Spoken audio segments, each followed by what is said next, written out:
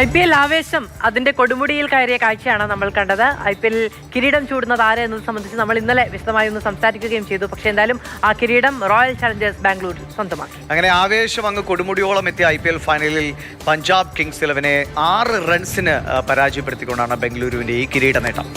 നമുക്ക് IPLുമായി ബന്ധപ്പെട്ട കൂടുതൽ വിവരങ്ങളൊന്ന് പരിശോധിക്കാം. 18 വർഷത്തെ കാത്തിരിപ്പിനൊടുവിൽ അങ്ങനെ വിരാട് കോഹ്ലിക്കും RCBക്കും ഈ കപ്പ് സ്വന്തമാക്കാൻ കഴിഞ്ഞു എന്നതാണ്. 2007 തുടങ്ങിയതാണ്.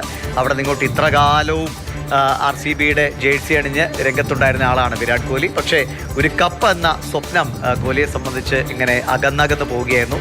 അത് ഇത്തവണ സാധ്യമായിരിക്കുന്നു. അതാണ് ഈ കളി തീരുന്നതിന് മുൻപേ കണ്ണീരുകളായി ഇങ്ങനെ ഗ്രൗണ്ടിലേക്ക് പ്രവഹിച്ചുകൊണ്ടിരുന്ന സന്തോഷം. ആരാധകരെ സംബന്ധിച്ചിടത്തോളം ഇപ്പം കോഹ്ലിയെ സംബന്ധിച്ചത് മാത്രമല്ല, കോഹ്ലിക്ക് ചാമ്പ്യനായി ഒരു കിരീടം അർഹിക്കുന്നില്ല എന്നൊരു ചോദ്യവുമായി ആർപ്പ് വിളിച്ച ആരാധകർക്ക് കൂടിയുള്ള സമ്മാനമാണ് ഇത്തവണത്തെ കിരീടം.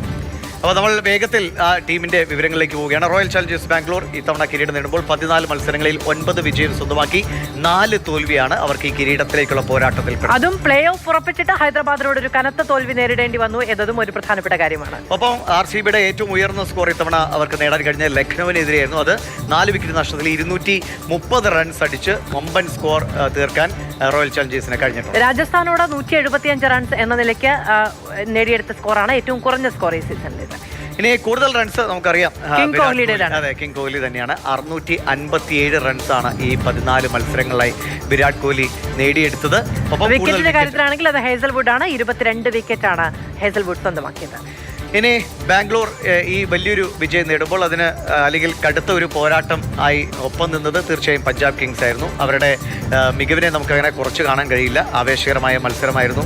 ഒരുപക്ഷെ കുറച്ചൊക്കെ എവിടെയെങ്കിലും ഒരു എഡ്ജ് കിട്ടിയിരുന്നെങ്കിൽ ചിലപ്പോൾ കപ്പടിച്ചുകൊണ്ടുള്ള സാധ്യതയും ഉണ്ടായിരുന്നു. ഇപ്പുറത്ത് കോഹ്ലി അല്ലാതിരുന്നെങ്കിൽ സ്വാഭാവികമായും അല്ലെ, ഈ കഴിഞ്ഞ ദിവസങ്ങളിലൊക്കെ സമൂഹ മാധ്യമങ്ങളിൽ പൃഥ്വിസിന്ധ്യയുടെ അവരും ഒരു കിരീടം അർഹിക്കുന്നുണ്ട് എന്നുള്ളത്, ഏത് തോൽവി വഴങ്ങിയാലും ടീമിനെ അത്രമേൽ ചേർത്ത് പിടിക്കുന്ന ഒരു ടീം ഉടമ എന്ന നിലയ്ക്കുള്ള വിവരണങ്ങളും വിശേഷങ്ങളും ഒക്കെ നമ്മളെല്ലാവരും കണ്ടതാണ്.